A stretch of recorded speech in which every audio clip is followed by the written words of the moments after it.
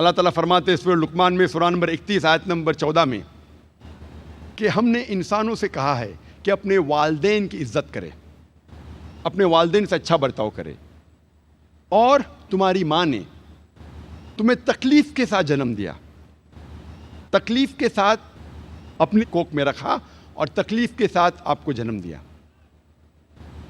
اللہ تعالیٰ پیغام کو دہراتے ہیں سورہ اعراف میں سورہ نمبر 46 آیت نمبر 15 میں، جس میں کہا گیا ہے کہ اے انسانوں، اپنے والدین کی عزت کرو، ان کے ساتھ اچھا برتاؤ کرو، اور تمہاری ماں نے تکلیف کے ساتھ تمہیں جنم دیا، اور تمہاری ماں نے 2 سال تک تمہاری پرورش کی پیدا ہونے کے بعد۔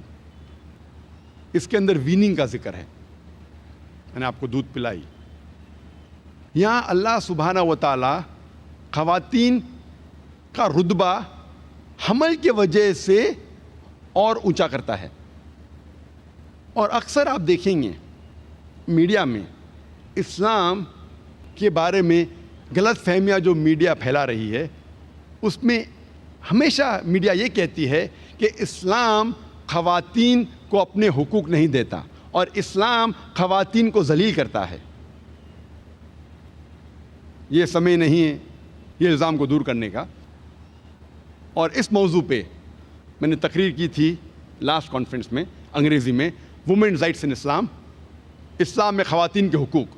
اگر وہ آپ تقریر دیکھیں گے تقریباً 1.5 سے 2 گھنٹے کی ہے، اس میں صاف طریقے سے ظاہر کیا گیا ہے کہ الحمدللہ اسلام میں عورت اور مرد کا رتبہ یکساں ہے۔ اسلام میں عورت اور مرد کا درجہ ایک ہے، لیکن درجہ ایک ہونے کا یہ مطلب نہیں کہ سب چیزوں میں وہ یکساں ہے۔ Equality does not mean identicality. پوری طور پہ اگر آپ جانچ پڑتال کریں گے تو پتہ چلے گا کہ عورت اور مرد کا رتبہ جو ہے وہ برابر ہے۔ اللہ سبحانہ و تعالیٰ نے رتبہ دونوں کا ایک رکھا ہے، لیکن ان کے ذمہ داری علیحدہ ہے، depending upon the psychological make up, biological make up, physiological make up. مرد اور عورت کی ذمہ داری علیحدہ ہے، لیکن اوور آل بوتھ ایکول۔ میں ایک مثال آپ کو پیش کروں گا جس سے آپ کو سمجھ میں آئے گا میں کیا کہنا چاہتا ہوں۔ مثال کے طور پہ ایک کلاس میں ایگزامینیشن ہوتا ہے اور 2 طلباء کو سب سے بہترین مارکس ملتے ہیں، دونوں کو ملتے ہیں 80% مارکس۔ جب ہم تحقیق کرتے ہیں پتہ چلتا ہے کہ کویشچن پیپر میں 10 سوال تھے اور ہر سوال کا جواب دینے پہ طالب کو ملیں گے 10 مارکس میکسیمم۔ ہم تحقیق کرتے 2 طلباء، طالب اے اور طالب بی، دونوں کو 80% ملتا ہے۔ ان کا جب آنسر شیٹ ہم دیکھتے تو پتہ چلتا ہے کہ کویشچن نمبر 1 کے جواب میں طالب اے کو ملتا ہے 10 میں سے 9 مارکس، طالب بی کو ملتا ہے 10 میں سے 7 مارکس۔ تو آنسر نمبر 1 میں طالب اے کا رتبہ بی سے زیادہ ہے۔ Student A has a degree of advantage over B. سوال نمبر 2 کے جواب میں اسٹوڈنٹ بی کو ملتا ہے 10 میں سے 9 مارکس اور اسٹوڈنٹ اے کو ملتا ہے 10 میں سے 7 مارکس۔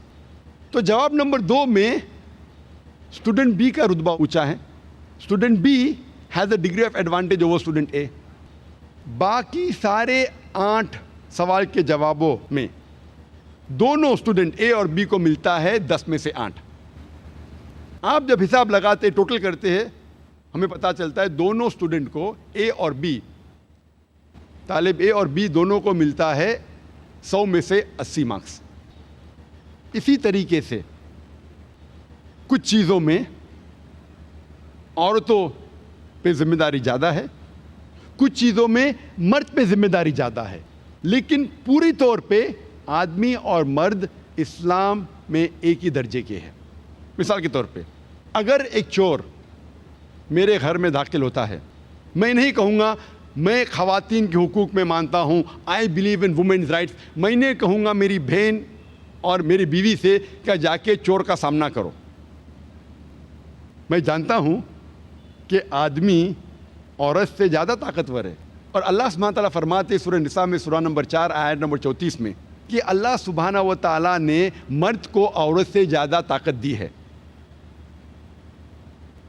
تاکہ ان کی ذمہ داری ہے کہ عورت کو سپورٹ کرے، عورت کی حفاظت کرے۔